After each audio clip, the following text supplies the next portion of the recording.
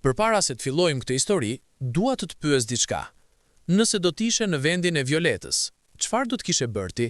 Do të kishe ndjekur traditën apo do të kishe guxuar të ishe ndryshe? Shkruaje në komente mendimin tënd, sepse historia që do të dëgjosh sot nuk është thjesht një histori martese. Është historia e një gruaje që u ndesh me një botë të tërë, me sytë e një fshati të tëri, me gjykimet e njerëzve që nuk e njihnin dhe me presionin e rënd të një tradite që kishte rrënjë shumë të thella. Lexoje komentet tuaja. I pres me padurim.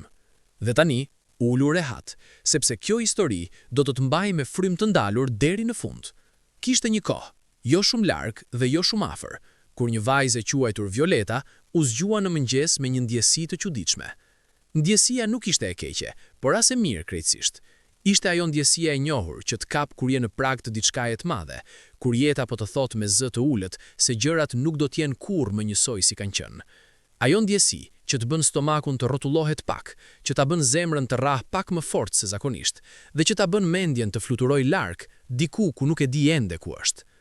Violeta ishte 24 vjeçe. Jo shumë e vjetër, por jo shumë e re. Ishte në atë moshë kur gruaja shqiptare tashmë ndjen peshën e dy botëve njëherësh. Botën e re, ku kishte mësuar të ecte me kokën lart, dhe botën e vjetër, ku ishin rrënjët e saj, familja, tradita, pritjet.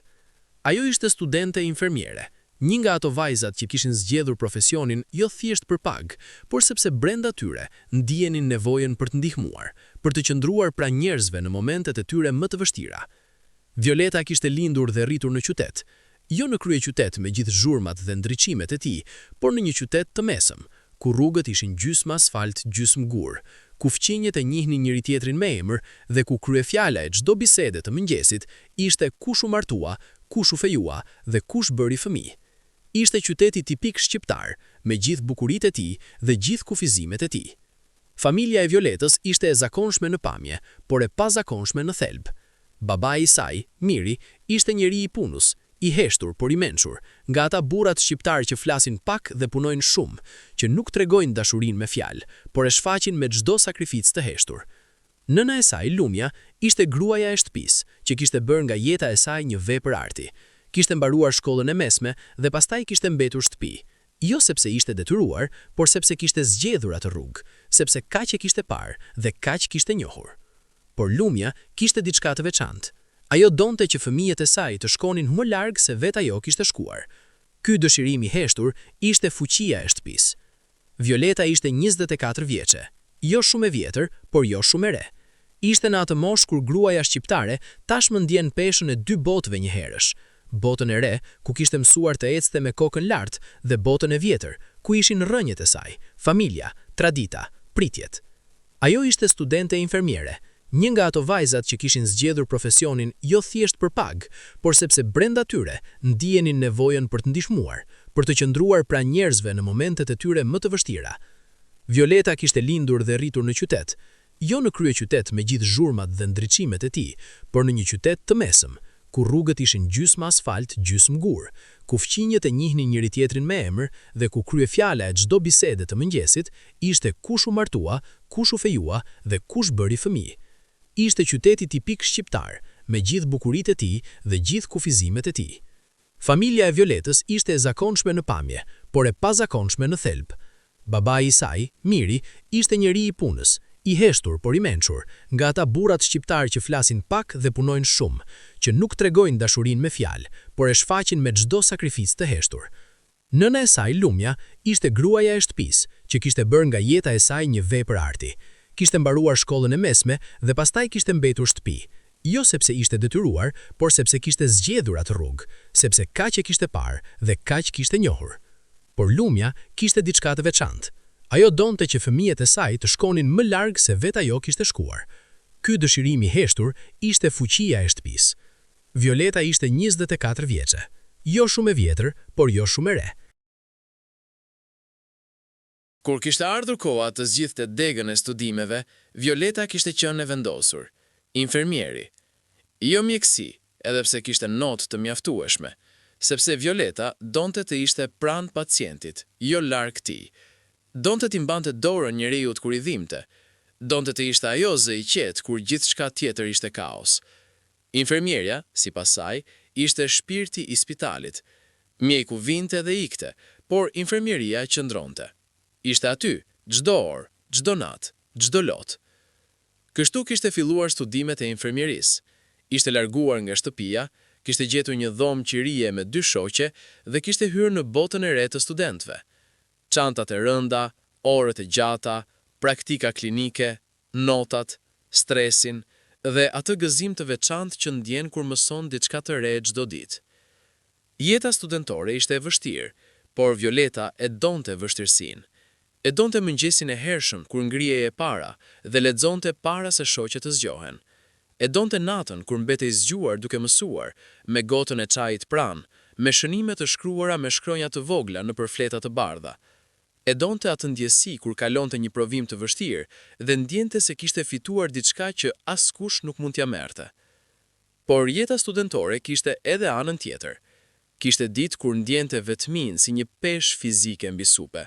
Ditë kur mërzitej atë shumë për shtëpinë, për nënën, për erën e kuzhinës, për shtratin e saj të vjetër, sa i vinin lotët pa e pritur. Ditë kur pyeste veten nëse kishte bërë zgjedhjen e duhur, nëse do t'ja dilte, nëse e kishte aftësinë që besonte se kishte. Ishte pikërisht në një nga ato ditët kur gjithçka dukej pak e turbullt, pak e rëndë, pak e paqartë, kur jeta kishte vendosur t'i sjellë agimin.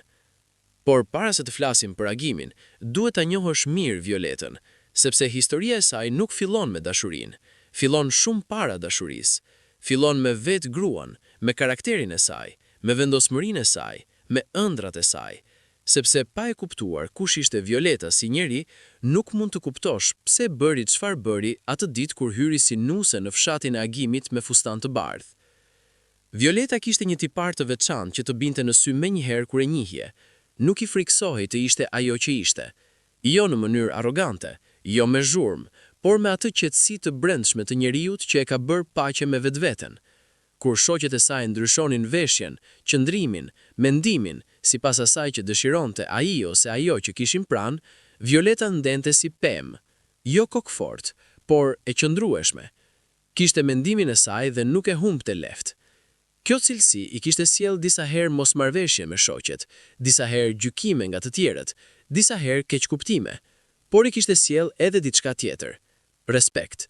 Edhe njerëzit që nuk pajtoheshin me të e respektonin Violetën, sepse dinin se çfarë dilte nga goja e saj ishte çfarë mendonte vërtet në zemrën e saj. Ishte kjo Violeta, vajza e qytetit, studentja e infermierisë, lexuesja e etur, gruaja e qëndrueshme si pemë, që një mëngjes vjeshte ndeshi agimin. Por para se të flasim për agimin, duhet ta njohësh mirë Violetën, sepse historia e saj nuk fillon me dashurinë, fillon shumë para dashurisë.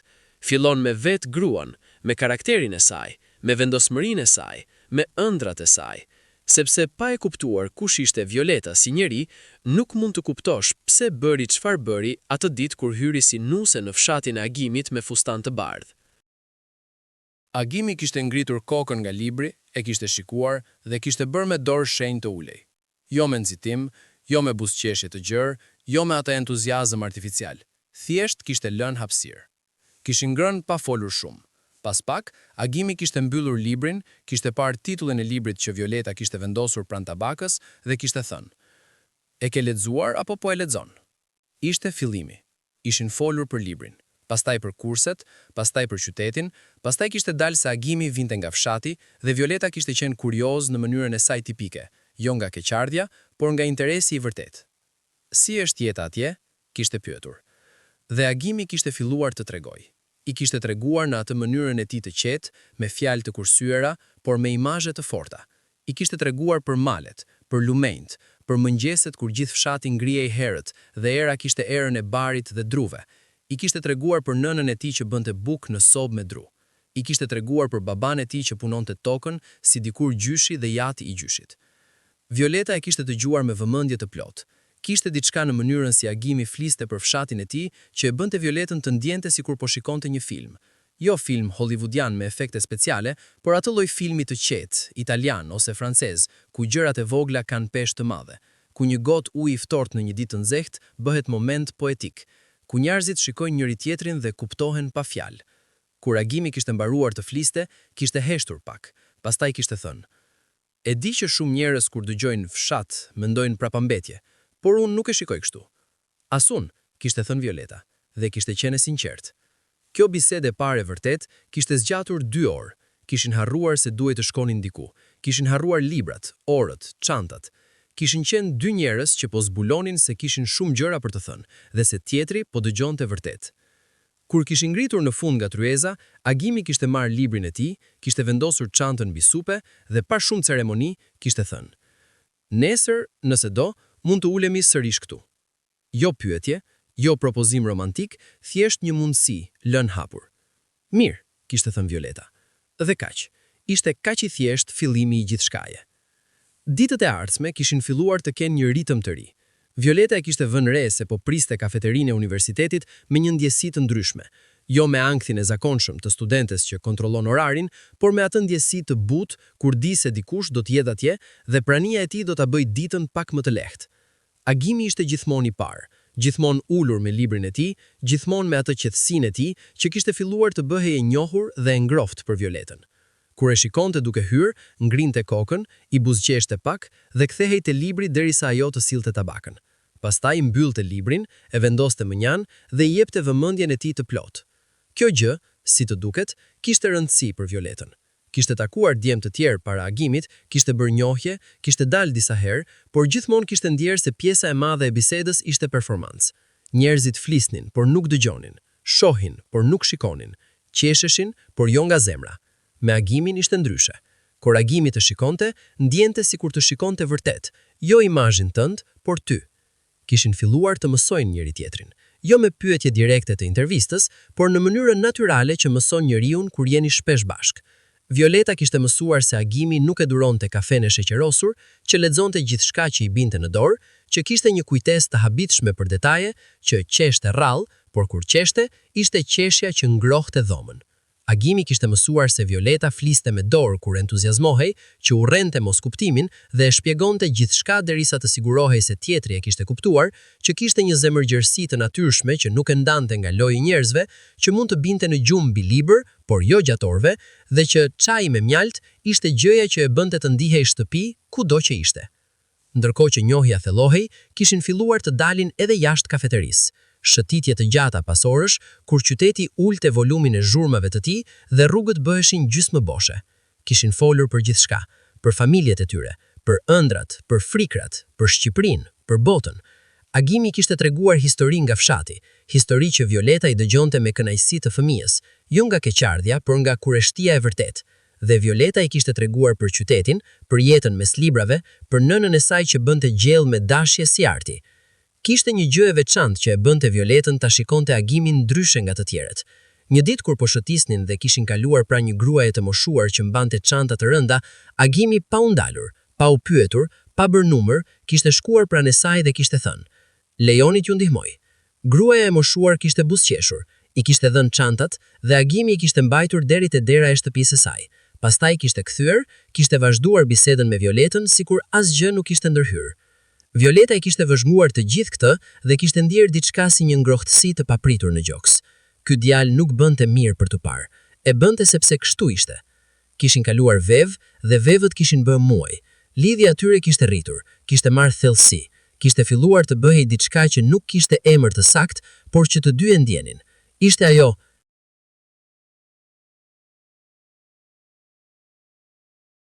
Periudhë e bukur kur nuk je ende çift zyrtarisht, por jeta jote ka filluar të organizohet rreth një njeriu. Kur ai personi zë vend jo vetëm në kalendar, por edhe në mendime, edhe në ëndra, edhe në atë hapësirë të brendshme ku ruan gjërat që vlen. Kishte qenë një mbrëmje vjeshte, kur gjethja kishte filluar të binte dhe era kishte marrë atë erën e lagur të stinës që ndryshon. Kur Agimi kishte thënë diçka që Violeta e kishte pritur dhe nuk e kishte pritur një herësh. Violeta, dua të të them diçka.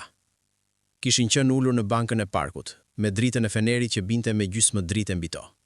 Violeta kishte kthyer kokën dhe e kishte shikuar.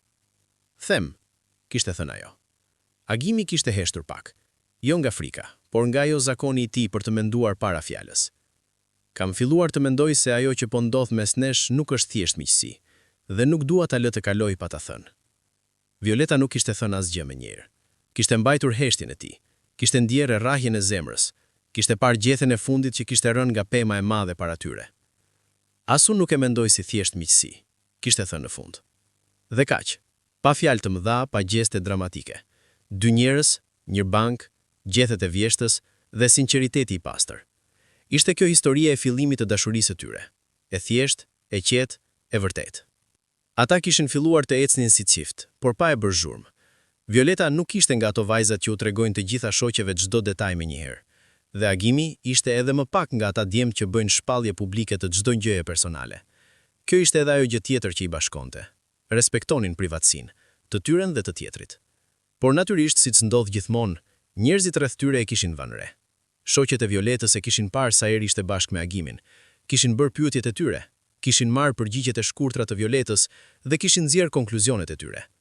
Disa kishin qenë të lumtura, disa të etur për detaje, disa pak xheloze në atë mënyrë njerëzore jo të keqe që gjen shpesh mes shoqeve. Agimi nga ana e tij kishte pak miq, por të besueshëm. Kishte treguar për Violetën vetëm njërit prej tyre, shokut me të cilin ndante dhomën, me fjalë të pakta por që shprehnin shumë. Kam njohur ndikë, është njeri i mirë. Jeta e tyre bashk, pa qenë ende zyrtarisht bashk, kishte fituar një ritëm. Studime, kafteri, shëtitje, biseda të gjata. Herë Agimi gatuante për të dyja kur Violeta ishte shumë e lodhur nga orët e praktikës klinike. Jo gjëra të ndërlikuara, por me dashuri. Patate të zjera, mish me fasule, bukë të nxehtë. Gjëra fshati të bëra me dorë qyteti. Violeta kishte filluar të mësoj më shumë për fshatin e Agimit. Jo vetëm nga tregimet e tij, por edhe nga çdo gjë e vogël. Nga mënyra si gatuante, nga gjërat që i mungonin kur i rrëfente me mall, nga zakonet e tij që i kishte bartur pa e vënë re nga fshati në qytet. Agimi zgjoi gjithmonë me diell, jo sepse ka ore, por sepse trupi i tij kishte mësuar kështu. Agimi hante gjithmonë me orar, sepse në fshat orari i vakteve kishte qenë i shenjtë. Agimi nuk hidhte kur ushqim, sepse kishte parë me sytë e tij vitet kur ushqimi kishte qenë i kursyer. Këto gjëra Violeta i vëzhgonte dhe i kuptonte jo si kuriozitete të folklorit, por si pjesë të karakterit të Agimit, si fije të atij personi që kishte dashur. Dhe sa më shumë i njihte, aq më shumë e vlerësonte. Por kishte edhe momente vështire. Kishte momente kur ndryshimet mes botrave të tyre bëheshin të dukshme. Herë Agimi fliste për gjëra qytetare, për temat e reja, për mënyra të reja të menduarit, dhe ndjente sikur Agimi ngadalsohej pak, si njeriu që dëgjon muzikë në ritëm tjetër se ai i tij. Jo sikur nuk e kuptonte, por sikur e kuptonte ndryshe. Jo sikur nuk pajtoi, por sikur kishte perspektivën e tij që nuk binte plotësisht me të sajën. Kishte edhe momente kur Agimi fliste për fshatin, për vlerat, për mënyrën si bëheshin gjërat atje, dhe Violeta ndjente sikur fliste për një botë shumë larg asaj që kishte njohur. Dhe vërtet herë, kishte ndjerë diçka si fërkësim të butë, si dy sipërfaqe me tekstura të ndryshme kur i fërkoje. Por ata ishin inteligjentë dhe kishin maturi. Kishin mësuar të flisnin për ndryshimet e tyre me respekt dhe jo me luftë. Kishin mësuar se ndryshimi nuk do të thotë papajtueshmëri, dhe se dy njerëz mund të vinë nga botra të ndryshme dhe prapë të gjejnë të njëjtën qendër. Kishin kaluar muaj, dhe muajt kishin bërë pothuajse 2 vjet. Lidhja e tyre ishte bërë diçka e vendosur, e qëndrueshme, si pemë që kalon rrënjët. Kishin kaluar sprova të vogla, momentet e këqija, mosmarrveshjet, distancat e ndjenjave, meqkuptimet. Dhe çdo herë kishin dalë në ana tjetër pak më të fortë, pak më të afërt. Ishte koha kur pyetja e madhe kishte filluar të bëhej prezente, jo me fjalë, por me atë prani të heshtur që nuk mund ta injorosh. Pyetja e çdo çifti shqiptar pas 2 vjetësh. Çfarë do të bëjmë tani? Agimi kishte qenë i pari që e kishte ngritur çështjen, në mënyrën e tij tipike të drejtpërdrejtë dhe pa mbashullitje. Kishin qenë duke shëtitur një pasdite të qetë, kur ai kishte thënë: "Duhet të flasim për të ardhmen." Violeta i kishte ndaluar hapin pak. "Dua të flas me prindrit e tu," kishte vazhduar Agimi. "Dua ta bëjmë siç duhet." Violeta e kishte kuptuar menjëherë çfarë kishte thënë. Jo vetëm dua të njoh prindrit e tu, por dua të vi si djalë që kërkon vajzën. Ishte tradita shqiptare. Familja e djalit shkon te familja e vajzës. Fliten fjalët, bëhet propozimi i duar. Kishte ndjenjat e saj ndaj kësaj. Nga njëra anë e kishte kuptuar plotësisht dhe e kishte nderuar traditën. Nga ana tjetër, kishte qenë pak nervoze, jo nga vendimi, por nga procesi, sepse kjo do të thoshte se gjërat do të nxirreshin nga sfera private dhe do të bëheshin publike. Familjet do të bëheshin pjesë, dhe me familjet shqiptare, gjërat kurrë nuk janë të thjeshta. Kishte folur me nënën e saj fillimisht. Kishte shkuar në shtëpi një fundjavë, kishte gjetur nënën në kuzhinë dhe teksa po ndihmonin bashkë me gjellën, kishte filluar bisedën me atë taktikën e vajzave shqiptare, rreth e rrotull, pa dalë drejt për drejt, derisa nëna e kishte kapur dhe kishte thënë: "Fol drejt birë."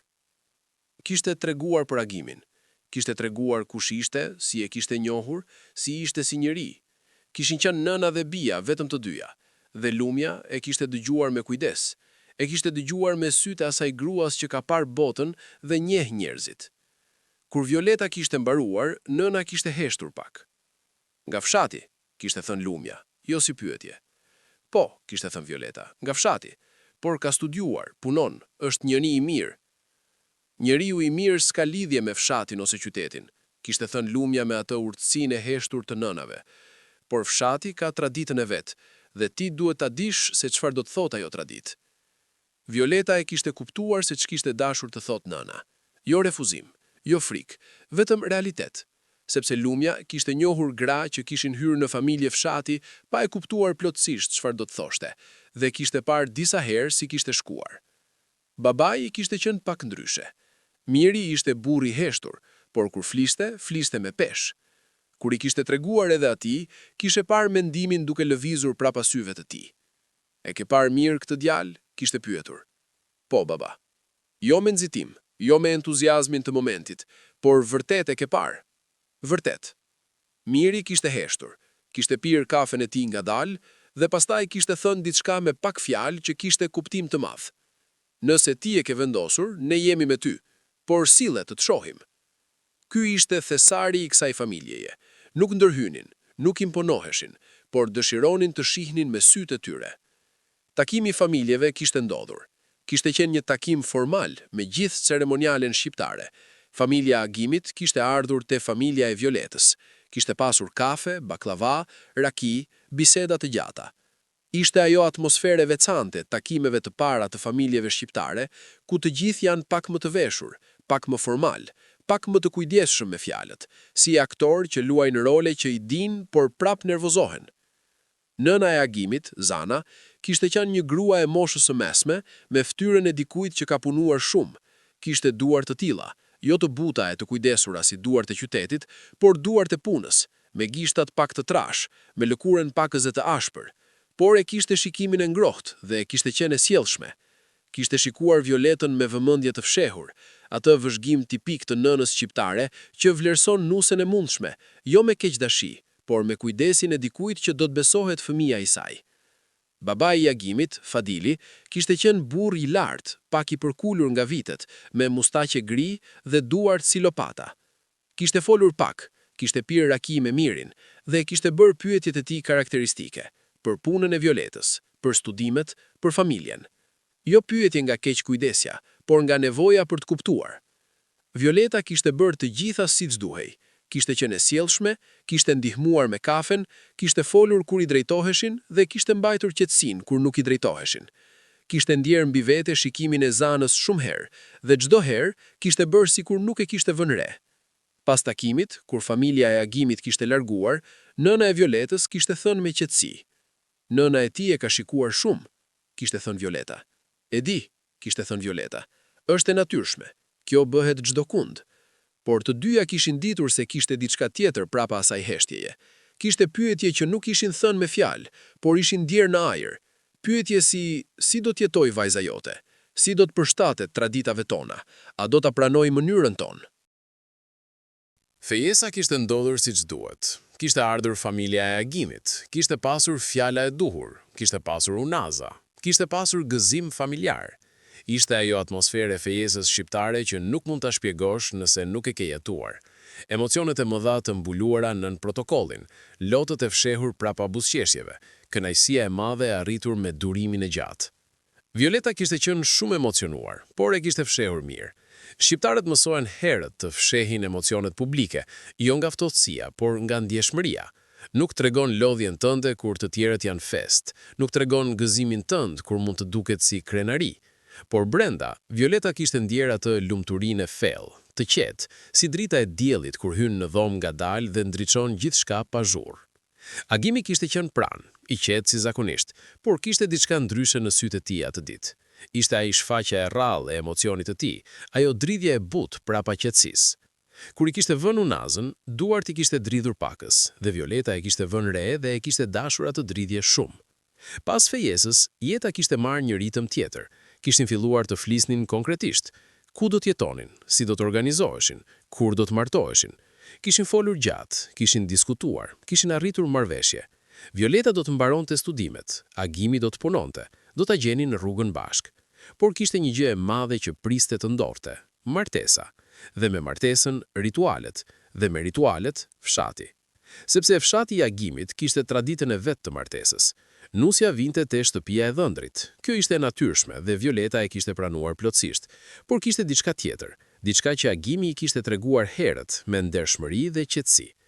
Në fshat ton, nuset vishen me veshje kombëtare, kostumi shqiptar. Kjo bëhet brez me brez. Violeta e kishte dëgjuar, kishte heshtur pak. E kuptoi, kishte thënë, por kishte ndjerë diçka brenda, si një pyetje e vogël që kishte filluar të rritej ngadalë, jo rebelim, jo refuzim, por pyetje. Kishte kaluar kohë, ishte folur edhe me nënën, edhe me shoqet. Kishte parë foto të nuseve të fshatit, kishte parë veshjet kombëtare, të bukura, me ngjyra, me argjend, me punë dore. Kishin bukurinë e tyre të padiskutueshme, bukurinë e traditës, bukurinë e trashëgimisë. Por kishte diçka tjetër gjithashtu. Kishte ëndrat e Violetës. Kishte atë imazh që kishte pasur ndërmend që ishte fëmijë, imazhi vagabond, i padiskutuar, i natyrshëm. Nusja me fustan të bardhë. Jo si imitim huaj, jo si mohim i shqiptarisë, por si ajo ëndra personale që çdo vajzë mban brenda vetes dhe nuk ja tregon askujt se sa shumë e do. Kishte bërë pajtimin brendshëm, kishte balancuar respektin ndaj traditës me dëgjimin ndaj vetvetes. Kishte pyetur veten, a mund të jem nuse shqiptare me fustan të bardhë? A janë këto dy gjëra njëkohësisht? Përgjigjen nuk e kishte gjetur shpejt. Kishte qenë një natë kur gjumi nuk kishte ardhur. Violeta kishte qenë shtrirë me sytë hapur, duke parë tavanin, duke ndjerë peshën e mendimeve të pasgjidhura. Nëna flinte dhomën tjetër, shtëpia kishte qetësinë e natës, dhe Violeta kishte qenë e zgjuar dhe e vetme me pyetjet e saj. Kishte menduar gjatë, kishte menduar për traditën, kishte menduar për fshatarët e fshatit të Agimit, kishte menduar për Zanën, nënën, kishte menduar për Agim. Agim, nëse ti nuk dëshiron, nëse e shes si problem shumë të madh, e kuptoj, por nëse pyetja është vetëm çfarë dua unë, po, dua të martohem me fustan të bardhë. Jo sepse e nënçmoj traditën, por sepse kjo jam unë. Agimi kishte parë gjatë, me ato sytë e tij të thellë. Pastaj kishte thënë diçka që Violeta nuk e kishte pritur. Kur nuk të kam thënë të bësh diçka që nuk je. Nuk do të filloj tani. Kishin heshtur të dyja. Pastaj Agimi kishte shtuar. Por jemi bashkë në këtë. Çfarë ndodh me të dy. Nëse njerëzit flasin, i dëgjojmë bashk. Nëse gjykojnë, qëndrojmë bashk. Violeta kishte ndjerë diçka të ngrohtë dhe të fortë në gjoks. Kishte parë Agimin dhe kishte kuptuar pse e donte. Vendimi ishte bërë. Siç ndodh gjithmonë me gjërat e mëdha, vendimi personal ishte vetëm fillimi. Pastaj vinte bota tjetër, familja, shoqëria, pritjet.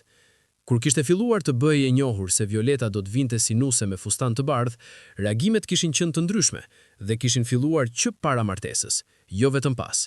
Zana, nëna e Agimit, kishte qenë e para që kishte folur hapur.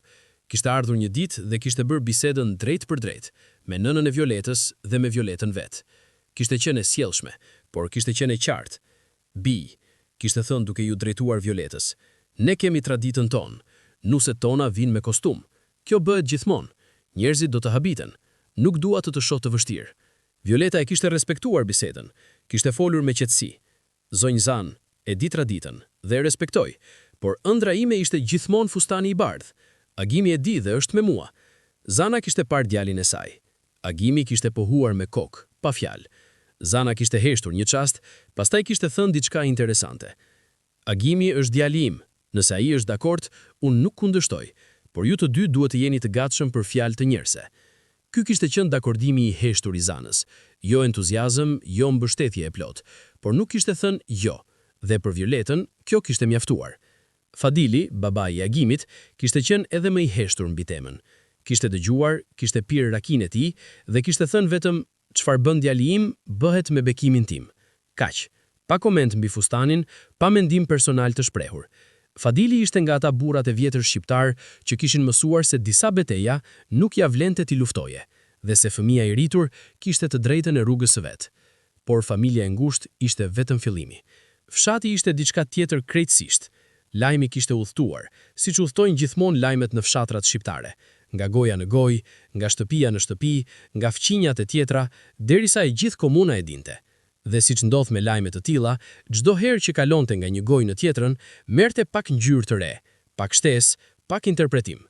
Kishte filluar me "dëgjuat, Agimi po martohet me një vajzë qyteti". Kishte vazhduar me "dhe vajza e qytetit nuk do të vesh kostum". Kishte arritur te "vajza e Agimit nuk respekton traditën tonë". Dhe tek disa gojë kishte bërë "ajo vajzë ka arrogancën e qytetit, mendon se është më e mirë se ne". Kështu funksionon mekanizmi i gjykimit kolektiv. Nuk kërkon keqdashje të vetëdijshme, kërkon vetëm frikën nga të reja, mbrojtjen të njohurës dhe mungesën e informacionit të plot. Agimi kishte mësuar nga fshati, sepse i kishte ardhur lajmi nëpërmjet kushërinjve. Kishte treguar Violetës pa e fshehur. Violeta e kishte dëgjuar me qetësi, por brenda kishte ndjerë diçka të gurit mbi zemër. Jo frikë, por ndjeshmëri, sepse Violeta, pavarësisht nga vendosmëria e saj, ishte njeri, dhe asnjë njeri i shëndetshëm nuk është i indiferent ndaj gjykimit të tjerëve. E ndjen edhe nëse nuk e lejon ta ndryshojë. Kishte folur me nënën e saj. Lumja e kishte dëgjuar dhe kishte thënë diçka me urtësi. "Bij, njerëzit flasin gjithmonë. Flasin kur nuk vepron dhe flasin kur vepron. Pyetja nuk është si të ndalosh gojët. Pyetja është sa kohë do të jetosh me zgjedhjen tënde. Tër jetën. Dhe gojët e njerëzve? 1 muaj, 2 muaj, pastaj gjejnë diçka tjetër." Kjo kishte mençuria e lumjes, e thjesht, e drejtpërdrejtë dhe e vërtet. Violeta kishte vazhduar me përgatitjet. Fustani kishte qenë çështja e parë praktike. Kishte gjetur atelie në qytet, kishte folur me shoferin e punës, kishte zgjedhur model klasik, jo shumë modern, jo shumë egzagerues. Fustani bardh, i pastër, me detaje diskrete, elegant, pa u qenë i fryrë. Kishte dashur diçka që kur ta shihte, ndjente se ishte ajo, jo kostum hujzuar nga ndonjë revistë, por fustani i saj, i qëndrueshëm, i sinqert, si ajo vetë. Kishte provuar fustanin 2 herë. Herën e parë kishte qenë vetëm me shoferin e atelierit, kishte parë veten në pasqyrë dhe kishte ndjerë atë ndjesinë të papërshkrueshme. Ishte ajo.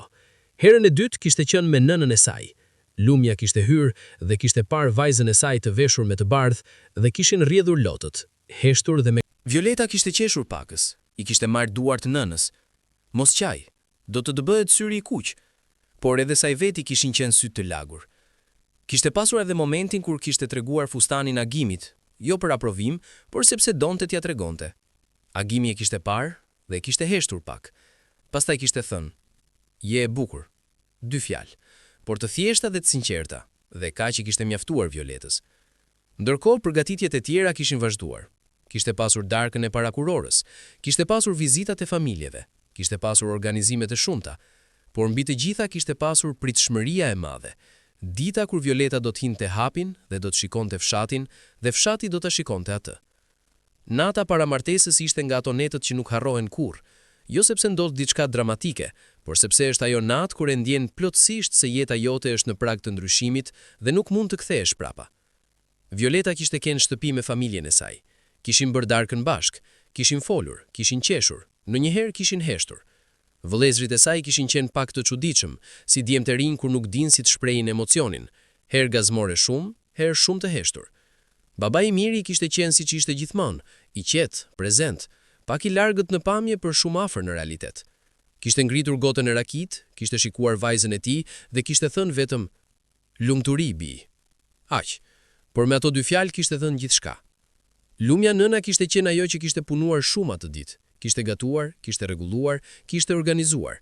Dhe kur gjithçka kishte mbaruar dhe të gjithë ishin ulur, kishte ardhur te Violeta dhe i kishte marrë kokën mes duarve, sikur e kishte marrë kur ishte fëmijë, dhe i kishte thënë: "Ke zemrën e mirë, ke mendjen e pastër, ke karakterin e fortë.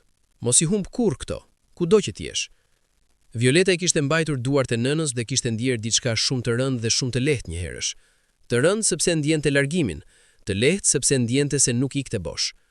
Kur kishin shkuar të gjithë të flenin, Violeta kishte mbetur çast vetëm në dhomën e saj, dhomën ku kishte rritur, dhomën me librat e vjetër në përraft, me fotografitë mbi mur, me shtratin e njohur. Kishte shikuar gjithçka me vëmendje të veçantë, si dikush që di se do ta kujtojë këtë çast. Kishte menduar për nesër, kishte menduar për fshatin, për njerëzit atje, për sytë që do ta shikonin. Kishte ndjerë diçka si nervozizëm të butë, të ndershëm, jo frikë nga vendimi, por frikë nga reagimet, sepse edhe njeriu më i vendosur ditën para diçkaje të madhe ndjen atë dridhje njerëzore. Kishte kujtuar fjalët e nënës, kishte kujtuar fjalët e agimit, kishte marrë frymë thellë dhe kishte fjetur me atë paqe të çuditshme që vjen ndonjëherë pas vendosjes plot. Mëngjesi i ditës së martesës ishte ardhur me dritë të artë vjeshte. Violeta kishte ngritur herët, edhe para zgjimit. Kishte ndetur pakës me syt hapur duke dëgjuar shtëpinë. Nëna tashmë lëvizte në kuzhinë. Era e kafes kishte filluar të vinte. Zërat e parë të ditës kishin filluar. Kishte ngritur, kishte bërë banjën, kishte pirë kafen me nënën pa folur shumë, sepse kishte ditë kur heshtja e dy njerëzve që kuptohen thot më shumë se fjalët. Pastaj kishin ardhur shoqja e ngushtë Mirela, kushurirat dhe ajo atmosferë nervozuese e mëngjesit të nuses. Kishte pasur gëzim, kishte pasur lot, kishte pasur këngë të buta shqiptare që nëna i kishte kënduar me zë të ulët. Kishte pasur zbukurimet, flokët, grimin e lehtë. Kishte pasur duart e shumë grave rreth Violetës, secila duke dhënë diçka, shoqja flokun, kushurirat perçen, nëna buzën e fundit fustanit. Dhe pastaj kishte ardhur momenti kur Violeta i kishte parë veten në pasqyrë. Fustani bardh, i saj. Ky fustan nuk ishte veshja e nusës nga revista, ishte ajo, Violeta, nusja. Ishte bukuria e saj e thjeshtë dhe qëndrueshme, ishte zgjedhja e saj. Kishte ndjerë diçka që i ngjitej prej thembrave deri te koka, si një rrymë lehtë dhe syt i kishin mbushur pak. Mos qaj tani, do ta prishësh grimin, kishte thënë Mirela duke qeshur. Violeta kishte qeshur dhe kishte fshirë syt me kujdes. Nuk qaj, jam mirë, jam shumë mirë. Dhe kishte vërtet. Karavani kishte nisur të lëviz, makinat me zbukurime, me shirita të bardh, me lule. Muzika kishte filluar. Familja kishte qenë bashk, buzëqeshje, val duash nga fqinjet e lagjes. Violeta kishte ndetur në makinën e parë pranë Agimit. Agimi kishte veshur me kostum të errët, me kravatë të bardh dhe kishte atë gjë të rrallë atë ditë. Kishte buzëqeshur me ato gjersi. Violeta kishte ndjerë zemrën duke u rrahur fort kur e kishte parë. Je gati? Kishte pyetur Agimi. Po, kishte thënë Violeta. Rruga drejt fshatit kishte qenë e gjatë. Kishin kaluar qytetin, kishin hyrë në rrugën rajonale, kishin filluar të ngjiten. Peizazhi kishte ndryshuar ngadalë. Asfalti kishte bërë vend gurve, shtëpit kishin bërë vend fushave, qielli kishte bërë vend maleve. Era kishte marrë erën e ndryshme, bari lagur, dru, tok. Violeta kishte parë nga xhami dhe kishte absorbuar gjithçka. Kishte dashur ta mbante brenda saj atë peizazh, atë erë, atë atmosferë, sepse kjo do të bëj bota e saj gjithashtu. Edhe pse kishin vendosur të jetonin në qytet, fshati i Agimit do të ishte gjithmonë pjesë e identitetit të familjes së tyre. Ndërkohë që rruga ngjitej, Violeta kishte filluar të shikonte shenjat. Njerëz që dilnin para dyerve, njerëz që shikonin karavanin, fëmijë që vraposhin pas makinave, plaka dhe pleq të ulur në hije. Kishte parë sytë e tyre, kishte parë currisin tyre. Dhe kishte vënë re gjithashtu, shumë nga njerëzit që shikonin me vëmendje të veçantë, si njerëz që kanë dëgjuar diçka dhe po presin ta konfirmojnë. Lajmi kishte udhëtuar para karavanit. Agimi kishte ndjerë tension e vogël të Violetës, sepse e njihte mirë. Mirë jemi, kishte thënë me zë të ulët. E di, kishte thënë ajo. Por të dyja kishin qenë pak si njerëzit para stuhis. Dinë se vjen, janë të gatshëm, por prap ndjejnë peshën e ajrit. Momenti kur karavani kishte hyrë në fshatin e Agimit, kishte qenë ndryshe nga çdo gjë tjetër. Kishte qenë si hyrja në botë tjetër, jo të keqe, por tjetër. Rrugët e ngushta, shtëpit me mure gurësh, oboret e mëdha me ara, pemët e vjetra që qëndronin si roje. Dhe njerëzit. Kishte njerëz gjithkund. Kishte dalë fshati siç del fshati gjithmonë kur ka dasmë, sepse dasma në fshat nuk është punë e dy familjeve, është gëzimi i komunitetit. Çdo kush vjen, çdo kush i dëshiron të jetë pjesë. Por atë ditë kishte diçka tjetër në ajër. Kishte atë kuriozitet të veçantë, atë pritje që nuk ishte thjesht gëzim, ishte edhe diçka si tension, si pyetje e heshtur kolektive. Kur makina e parë kishte ndalur dhe Agimi kishte dalë i pari dhe pastaj kishte shtrirë dorën për Violetën, ishte ai momenti. Violeta kishte marrë dorën e tij, kishte dalë nga makina dhe kishte qëndruar përpara fshatit me fustan të bardhë. Heshtja kishte qenë e çuditshme. Ajo lloj heshtjeje që nuk është heshtje e vërtet, por zvendësimi papritur i zhurmës me atë moment kur të gjithë marrin frym një herësh dhe ndalen, sikur hidhet guri në ujë dhe rrethet e ujit fillojnë të zgjerohen. Kishte qenë vetëm disa sekonda, por Violeta i kishte ndjer ato sekonda si minuta. Kishte ndjer secilin sy mbi vete. Kishte ndjer peshën e secilit shikim. Kishte ndjer ajrin e ftohtë të malit mbi lëkurën e saj të bardhë të fustanit. Kishte ndjer tokën nën këmbë, kishte ndjer zemrën duke i rrahur fort në gjoks. Dhe pastaj kishin filluar zërat. Reaktimi i parë kishte ardhur nga një plakë e vogël e veshur me zeza që qëndronte afër derës. Plaka kishte parë Violetën nga koka te këmbët, kishte kthyer kokën nga fqinja e saj dhe kishte thënë me zë jo të ulët, por as shumë të lartë, me atë sinceritetin brutal të pleqve: "O Zot, me fustan nuserie." Fqinja e kishte shtypur me bryll, por kishte qeshur pakës. Kishte pasur zhurmë tjetër, kishte pasur gurmurime, kishte pasur fjalë gjysmë të thyera, gjysmë të shprehura që fluturonin si shpend nga grup në grup. Nga ana e djathtë, ku qëndronin disa gra të moshës mesme, kishte dëgjuar pa dashje disa copa fjalësh. Nuk e vishte kostumin. Vajzë qyteti, çfarë prisje? Kjo quhet nuse. Nga ana e majt, ku qëndronin disa të rinj, kishte qenë reaktimi ndryshe. Kishte pasur buzëqeshje, kishte pasur vëzhgim admirues, kishte pasur një djalë të ri që kishte thënë me zë jo shumë të lartë: "Bukur more." Dhe shoqja e tij e kishte tërhequr mëngën. Violeta kishte parë të gjitha këto pa e treguar. Kishte mbajtur kokën lart, jo me arrogancë, por me atë dinjitet të qetë të njeriut që ka vendosur dhe nuk pendohet. Kishte mbajtur dorën e Agimit, dhe Agimi e kishte mbajtur edhe më fort.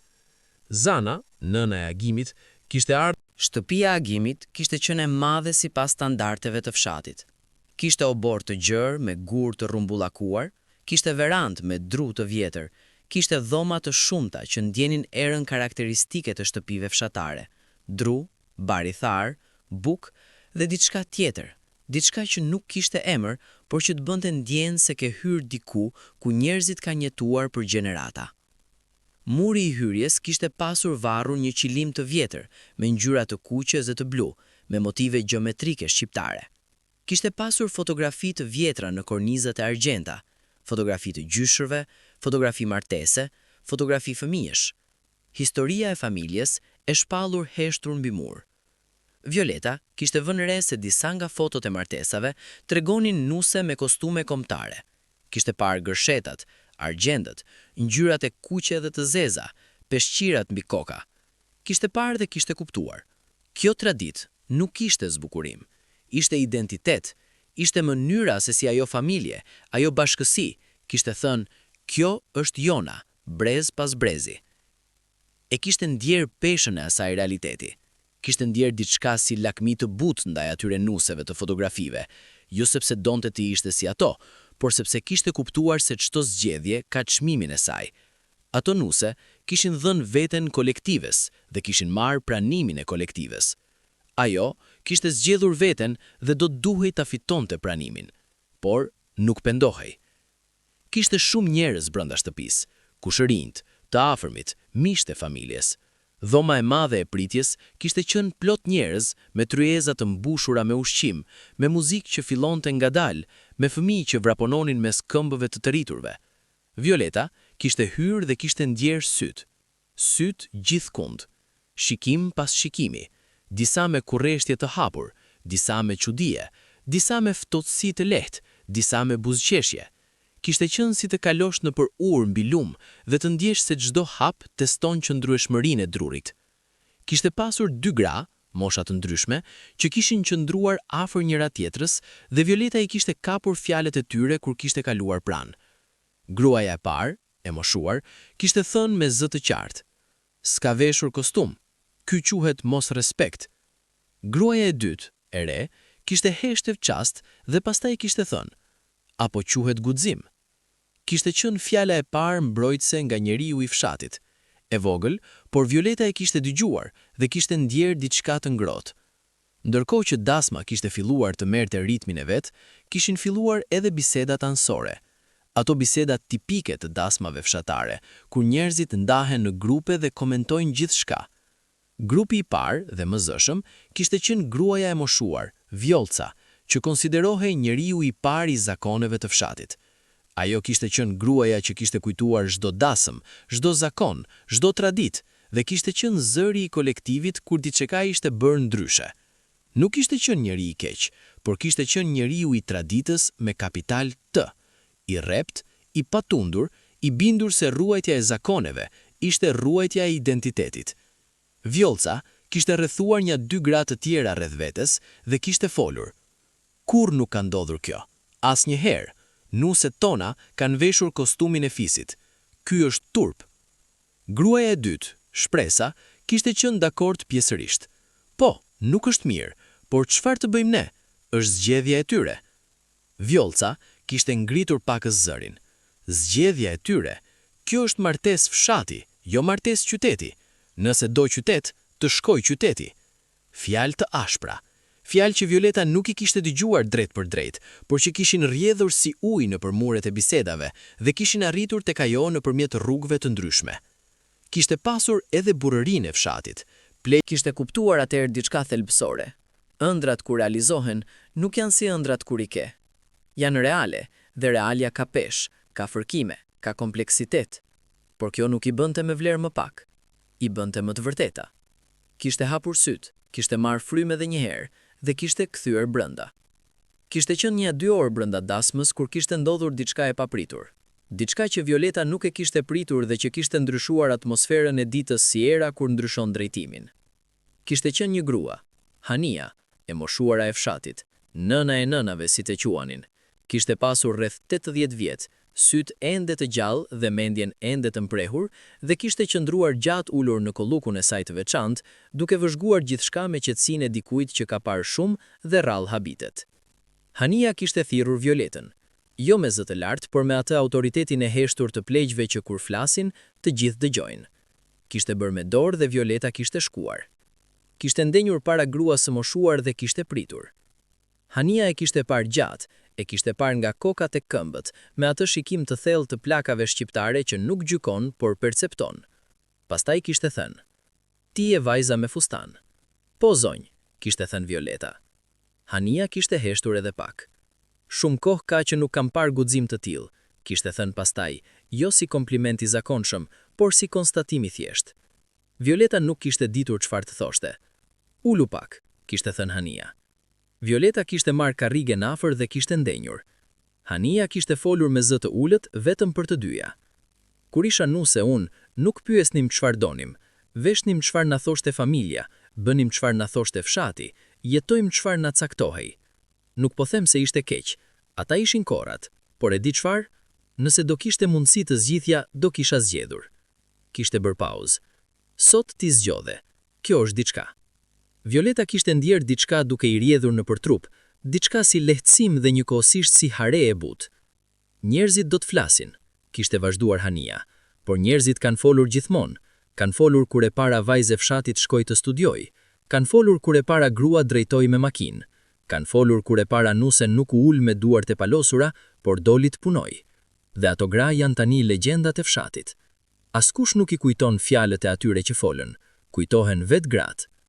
Hania kishte marrë dorën e Violetës, dorën e vogël të nuses brenda dorës së saj të vjetër e të rrudhosur. Ruaje fustanin, ruaje edhe zemrën shqiptare. Të dyja bashk mund të jetosh. Kishte lënë dorën e saj dhe kishte kthyer syt nga salloni, sikur biseda kishte mbaruar dhe nuk kishte nevojë për më shumë fjalë. Fadili, babai I Agimit, kishte qenë gjatë gjithë dasmës si kolla e qetë që sheh gjithçka por nuk lëviz. Kishte pritur njerëzit, kishte folur pak, kishte prezent, por kishte ardhur një moment kur kishte dal jashtë, ku pleqtë e tjerë ishin ulur dhe kishte bërë diçka të papritur. Kishte folur dhe kishte folur qartë. Njëri nga pleqtë e fshatit, Rustemi, kishte filluar edhe një herë temën e fustanit, me atë ton gjysmë kritik, gjysmë anekdotik. Fadil, more burr, çfarë bëre? Ku e leve kostumin e nuses? Fadili kishte pirë rakinë e tij ngadalë, kishte vendosur gotën, pastaj kishte folur. Rustem, kur djali im ka bërë mirë fshatin, ka mbaruar shkollën, ka gjetur punë të ndershme dhe ka gjetur grua me zemër të mirë, çfarë ka mund të ankohem? Për fustanin? Rustemi kishte heshtur. Fadili kishte vazhduar. Rustem, fustani nuk bën gruan, gruaja bën gruan, dhe vajza ajo, siç e kam parë, bën grua të mirë. Kishin heshtur të gjithë pleqt. Pastaj Fadili kishte shtuar diçka finale. Dhe pastaj, tradita nuk do të thotë se bëjmë gjithmonë njësoj. Tradita do të thotë se ruajmë gjën që ka vlerë. Vlera është familja, besimi, zemra e pastër, jo fustani. Askush nuk ishte kundërshtuar. Fadili kishte ngritur gotën sërisht dhe biseda kishte ndryshuar temë. Kur Agimi kishte dëgjuar çfarë kishte thënë babai i tij, kishte shkuar te Violeta dhe i kishte treguar. Violeta kishte dëgjuar dhe kishte mbajtur lot me vështirësi, jo nga keqardhimi, por nga mirënjohja e thellë, nga kuptimi se ky burr i vjetër i fshatit, me duart si lopata dhe me jetë të ndërtuar mbi traditë, kishte gjetur brenda tij hapësirën për ta pranuar atë siç ishte. Dasma kishte vazhduar me gjithë ritmin e vet. Kishte muzikë, kishte valle, kishte gëzim, por atmosfera kishte filluar të ndryshonte ngadalë, si temperatura kur dielli kalon kulmin dhe fillon të zbresë. Gradualisht, pa e vënë re, por vërtet. Njerëzit që fillimisht kishin qenë të ftohtë kishin filluar të zbuten. Kjo ndodhte nëpërmjet gjërave të vogla. Nëpërmjet momentit kur Violeta e kishte ndihmuar pa pyetur një grua të re me fëmijën që po qante. Nëpërmjet momentit kur kishte marrë pjatën e saj dhe kishte shkuar të ulej me gratë e fshatit dhe kishte dëgjuar tregimin e tyre me kureshtje të vërtet, jo me tolerancën e dikujt që duron. Nëpërmjet momentit kur kishte qeshur me të njëjtën gjë me to dhe qeshja kishte qenë e vërtet.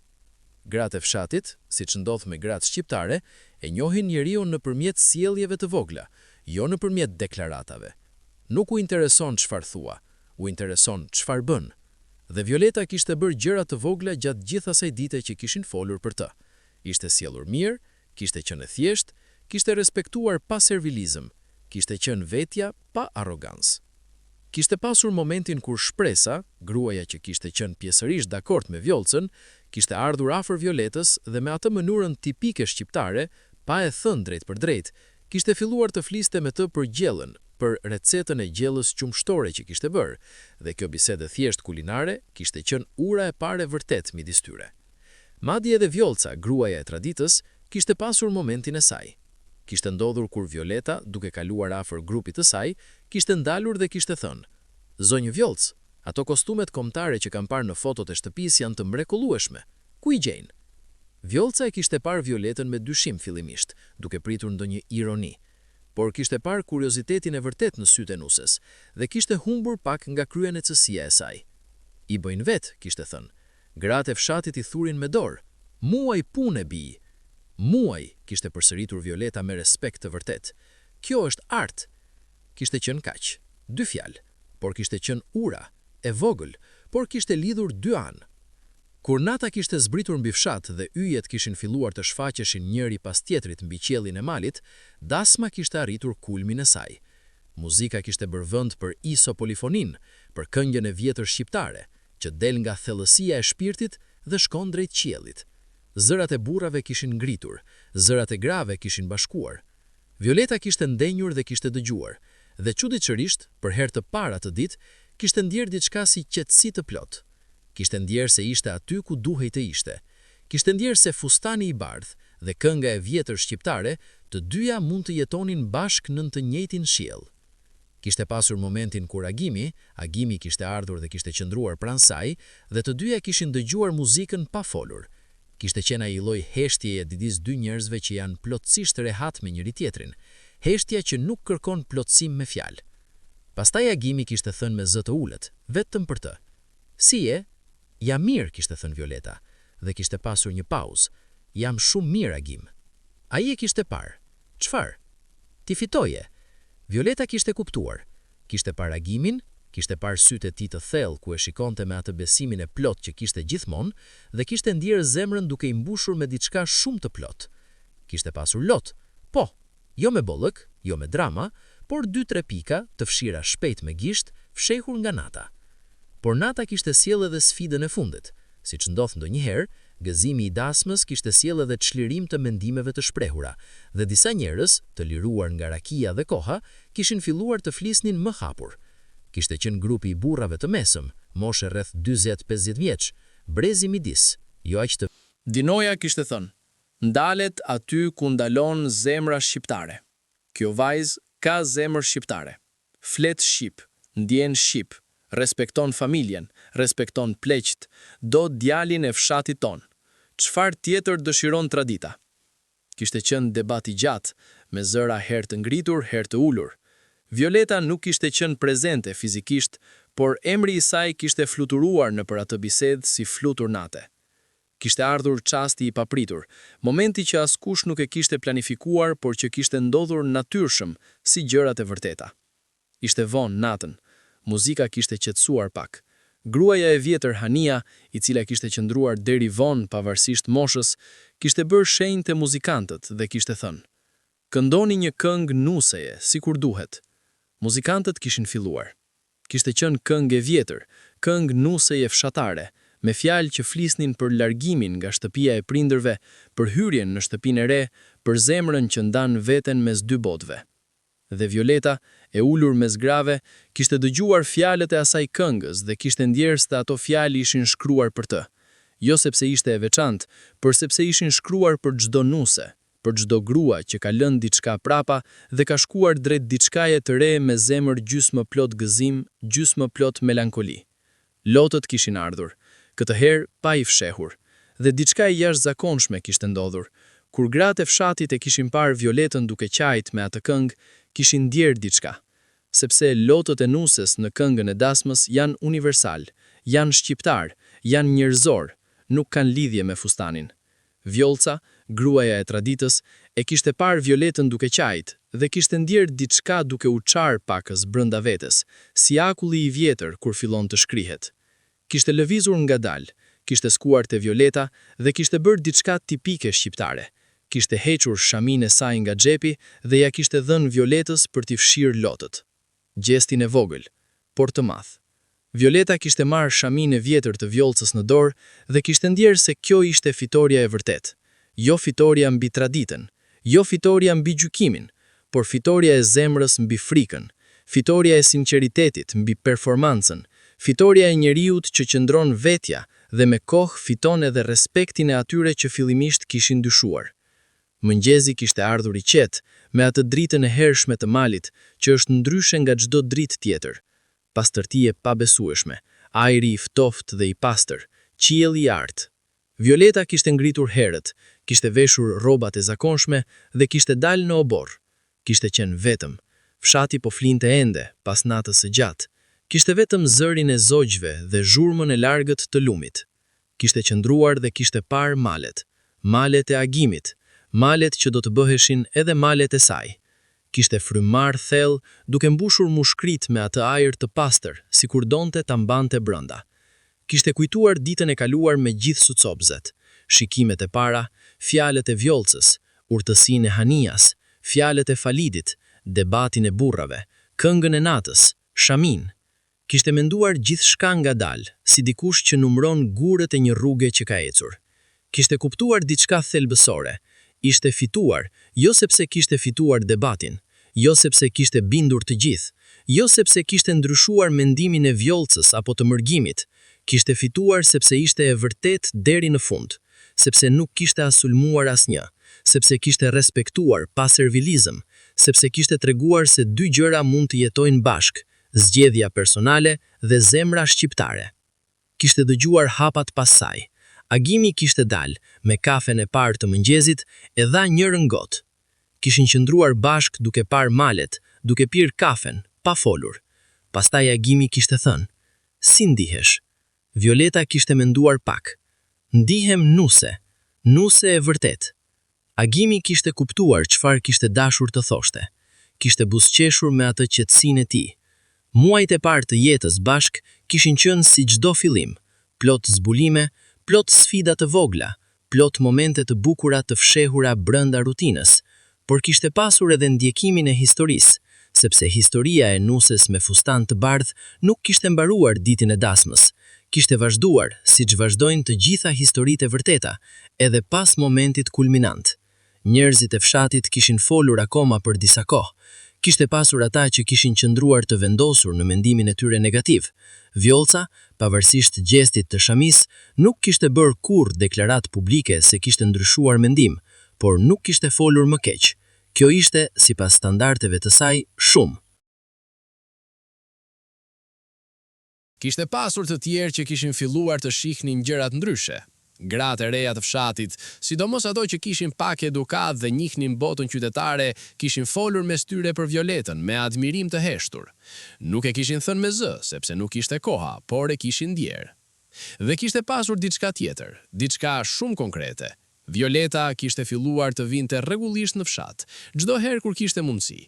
Jo si detyrë, por sepse kishte filluar ta donte. Kishte mësuar emrat e njerëzve, kishte mësuar historinë e familjeve, kishte ulur me gratë dhe kishte dëgjuar tregjet e tyre, kishte ndihmuar kur kishte nevojë, kishte sjell gjëra nga qyteti kur i kërkonin, pa e bërë show. Dhe ngadalë, pa e vënë re askush saktësisht kur, Violeta kishte bërë vendin e saj. Jo duke luftuar traditën, jo duke imponuar ndryshimin, por duke qenë ajo grua e qetë e vendosur që kishte qenë gjithmonë. Hania e kishte parë dhe kishte thënë një herë me qetësi: "Kjo vajzë do të bëhet legjendë e fshatit." Kishte ardhur koha, muaj pas dasmës, kur vajzat e reja të fshatit kishin filluar të vinin pranë Violetës me pyetje. Jo drejt për drejt, jo me guxim, por me atë mënyrën indirekte shqiptare. Fillonin me bisedë tjetër dhe ngadalë arrinin te pyetja e vërtet. Njëra kishte pyetur për studimet, a ishin të rënda, a kishte kuptim, si bëhej. Violeta kishte treguar me kënaqësi, me detaje, pa e fshehur vështirësinë, por as pa e friksuar. Tjetra kishte pyetur diçka me kurajo të madhe. Ti si e bëre, me fustanin tënd? Si nuk të kishte frikë? Violeta kishte heshtur pak para se të përgjigjej. Frikë kisha. Nuk isha guximtare sepse nuk ndjeja frikë. Isha guximtare sepse kisha frikë dhe bëra gjithsesi. Vajza e kishte parë me admirim, por njerëzit folën, kishte shtuar vajza. Po, folën dhe pastaj ndalën, dhe unë isha ende aty. Kjo kishte qenë mësimi i Violetës, i dhënë jo si ligjërat, por si fakti thjesht jete. Nga të gjithë njerëzit e fshatit, transformimi i Zanës kishte qenë ndoshta më i rëndësishmi dhe më i vështirë të arrihet. Zana kishte qenë nëna shqiptare klasike, donte djalin e saj mbi gjithçka, donte të bënte çfarë ishte mirë për të, por kishte mençurinë e gruas që ka jetuar dhe ka parë. Nuk kishte qenë kurrë kundër Violetës si njeri, por kishte pasur rezervat e saj, kishte pasur frikën e saj, kishte pasur atë ankth të çdo nëne shqiptare kur nusja vjen nga bota tjetër. Kishte kaluar koha dhe Zana kishte vëzhguar.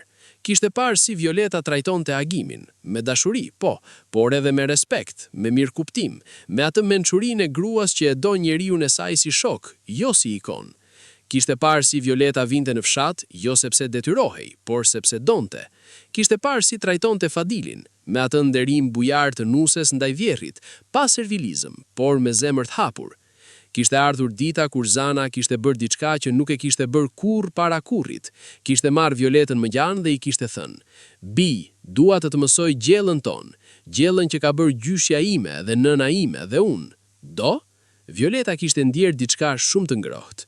"Dua shumë, zonjë Zan." Kishin kaluar gjithë paraditën bashkë në kuzhinë. Zana kishte treguar recetën, kishte treguar si shtrohej zjarri, kishte treguar erëzat, kishte treguar sekretet e vogla, që transmetoheshin vetëm nëpërmjet pranisë, jo nëpërmjet shkrimit. Violeta kishte dëgjuar dhe kishte mësuar me kureshtриnë e saj tipike. Dhe ndërkohë kishin folur, jo për fustanin, jo për dasmën, jo për të kaluarën. Kishin folur si dy gra, si nënë e bij e gjetur vonë. Kur kishte mbaruar dita, Zana kishte thënë: "Agimi bëri mirë." Kaq, por nga goja e Zanës, ato 3 fjalë kishin peshën e një fjalie shumë të gjatë. Vitet kishin kaluar, Violeta dhe Agimi kishin ndërtuar jetën e tyre me gjithë gëzimet dhe vështirësitë e saj. Kishin pasur fëmijë, kishin sfida, kishin momente të bukura dhe momente të vështira, siç ka çdo jetë e vërtet. Por historia e nuses me Kjo kishte qenë mençuria e Violetës, e fituar jo nga librat, por nga ajo ditë kur kishte dalë nga makina me fustan të bardhë dhe kishte ndjerë mbi vete peshën e gjithë syve të fshatit. Kishte kaluar shumë kohë. Shtëpia e Violetës dhe Agimit kishte marrë atë ngrohtësinë e shtëpive të ndërtuara me dashuri e durim. Kishte libra, kishte fotografi, kishte gjurmë të jetës së bërë, dhe kishte dollapin e madh. Ai dollap i vjetër me dru arr, ku midis rrobave të tjera, i mbuluar me vel të hollë, qëndronte fustani i bardhë. Violeta e hapte ndonjëherë dollapin, e shikonte dhe buzëqeshte. Jo me nostalgji melankolie, por me atë kënaqësinë e thellë të dikujt që ka bërë zgjedhjen e duhur dhe e di. Bija e saj e vogël, kur kishte filluar të pyeste për gjërat, kishte parë fustanin dhe kishte pyetur: "Mami, ky çfarë është?" "Fustani i martesës sime," kishte thënë Violeta. "I bukur është," kishte thënë vajza e vogël. "Po," kishte thënë Violeta. "Shumë i bukur." Kishte ndenjur pranë bijës, kishte marrë pakës materialin e bardhë mes gishtave, kishte ndjerë pehimin e tij dhe kishte kujtuar atë mëngjes kur kishte hyrë për herë të parë si nuse në fshatin e agjimit. Kishte kujtuar heshtjen e parë, shikimet, fjalët, këngën e natës, shamin e vjollcës, duart e Hanias, fjalët e Falidit, kafen e mëngjesit me agimin. Kishte ndjerë diçka duke e mbushur, diçka si mirënjohje e madhe, jo vetëm ndaj agimit apo familjes, por ndaj vetes, ndaj asaj Violete të reje me sytë mëdhenj dhe zemrën e vendosur që kishte zgjedhur të ishte vetja, pavarësisht të gjithave. "Mami, pse qan?" kishte pyetur bija. Violeta kishte parë vajzën e saj, kishte tërhequr buzën e tij. "Nuk qaj, bi, jam mirë." Kishte ardhur koha, shumë vite pas, kur bija e Violetës kishte rritur dhe kishte ardhur edhe ajo tek nëna me zemër të ndarë mes traditës e dëshirave të veta. Kishte qenë mbrëmja, kishin ndenjur të dyja, nënë e bi, si dikur Violeta kishte ndenjur me lumjen. Bija e kishte treguar dilemën e saj, kishte folur, kishte qajtur pak. Violeta kishte dëgjuar deri në fund pa ndërprerë. Pastaj kishte folur: "Bi, do të tregoj diçka. Kur erdha nuset e shtëpia e babait tënd, kisha fustan të bardhë, dhe gjithë fshati e dinte që nuset vinin me kostum kombëtar. Dhe shumë njerëz folën. Disa thanë isha e marrë, disa thanë isha arrogante, disa thanë nuk respektoja traditën." Bija e kishte dëgjuar me vëmendje. "Por këtu është gjëja që duhet ta dish. Asnjë nga ata njerëz nuk e kanë jetuar jetën time. Asnjë prej tyre nuk do të kishte fjetur brenda fustanit tim, të kishte korrur bukuninë e tij dhe dhimbjen e tij. Unë e jetova dhe e kam jetuar mirë." Kishte heshtur pakës. "Nuk po të them të bësh si unë, po të them, bëj zgjedhjen tënde, por bëje me vetdije, me zemër të plot, me guxim dhe me respekt. Jo sepse do t'i kënaqësh të tjerët, jo sepse do t'i mërzitësh të tjerët, sepse kjo je ti." Bija e kishte parë nënën dhe kishte ndjer atë ngrohtësinë e thellë të fëmijës ndaj prindrit që e kupton. "Si e dije se ishe duke bërë të drejtën?" kishte pyetur bija. Violeta kishte menduar pak, me atë seriozitetin e vërtet. "Nuk e dija, kur nuk e di para. E di pas, kur shikon prapa dhe kupton se çdo zgjedhje të ka bërë pak më shumë ti." Hania, gruaja e vjetër e fshatit, kishte vdekur shumë vite pas dasmës, e rrethuar nga familja. Kishin kaluar shumë njerëz ta neheronin. Kishte shkuar edhe Violeta. Dhe gjatë ceremonisë, kur gratë e fshatit kishin folur për Hanien me fjalën herimi, dikush kishte kujtuar se plaka kishte thënë dikur diçka. Kishte kujtuar atë bisedën e dasmës, atë ditën kur Hania kishte thirrur nusen me fustan të bardhë dhe kishte folur mijen. Dhe një grua kishte thënë: "Hania tha, za ajo vajzë do të bëhet legjendë e fshatit, dhe ja ku jemi." Kishte qenë heshtja pas kësaj fjale, dhe pastaj kishin filluar murmurimet e aprovimit, diskrete, shqiptare, pa dram, por të vërteta.